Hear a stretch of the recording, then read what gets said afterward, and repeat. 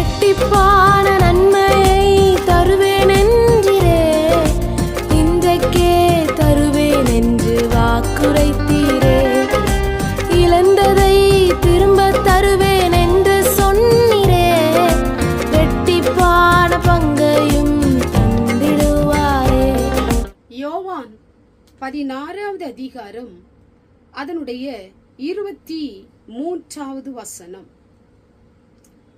கேட்டுக்கொள்வது எதுவோ அதை அவர் உங்களுக்கு தருவார். என கண்பானவர்களே, கர்த்தருடைய வார்த்தை சொல்லப்பட்டிருக்கிறது. கேட்டுக்கொள்வது எதுவோ அதை உங்களுக்கு தருவார். நீங்கள் அநேக காரியங்களை உங்க வாழ்க்கையிலே நீங்கள் இழந்து போயிருக்கலாம். மனிதன் உங்களை ஏமாற்றி இருக்கலாம். மனிதன் உங்களிடத்திலிருந்து பறித்து கொண்டிருக்கலாம். உங்களுடைய பணங்கள், சொத்துக்கள், உங்களுக்கு வரவேண்டிய ஆசீர்வாதங்கள், உங்களுக்கு உரியது உங்களை விட்டு கைமீறி போயிருக்கலாம். இழந்தது நிமித்தம் நீங்கள் சோர்ந்து போயிருக்கலாம், மன உளைச்சல் இருக்கலாம், பதறி போயிருக்கலாம், அழுது கொண்டிருக்கலாம், கலங்கி போயிருக்கலாம். இன்றைக்கு கர்த்தருடைய வார்த்தை சொல்லப்பட்டிருக்கிறது, அதை அவர் உங்களுக்கு தருவார் என்று சொல்லி. சோர்ந்து போன உங்களை அவர் பலப்படுத்துகிற தேவன்.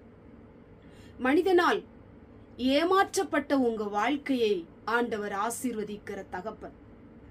மனிதனிடத்திலே நீங்கள் ஏமாந்து போயிருக்கலாம். மனிதன் உங்களை ஏமாற்றி இருக்கலாம்.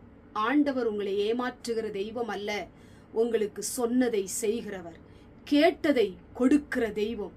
நீங்கள் அவரிடத்திலே நம்பிக்கையா இருக்கும் பொழுது எதெல்லாம் நீங்கள் கேட்கிறீர்களோ அதை அவர் உங்களுக்கு திரும்ப கொடுக்கிற தகப்பனா இருக்கிறார்.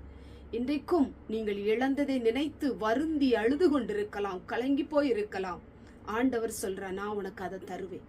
நீ இழந்ததை நான் உனக்கு தருவேன், 2 மடங்கா தருவேன்.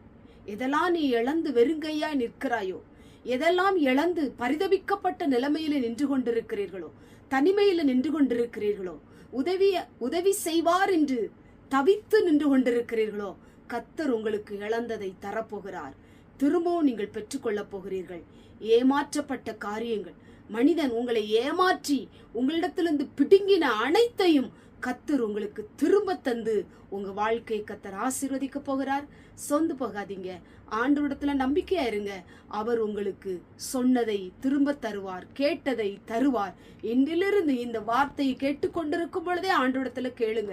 ஆண்டவரே, நான் ஏமாந்து நிற்கிறேன்ப்பா, இந்த மனுஷன் என்னை ஏமாற்றிட்டான், இவனுக்கு பின்னால சென்றதுனால தானே நான் எல்லாவற்றையும் இழந்து நிற்கிறேன். இப்ப இழந்தது நீங்க எனக்கு தருவீங்க.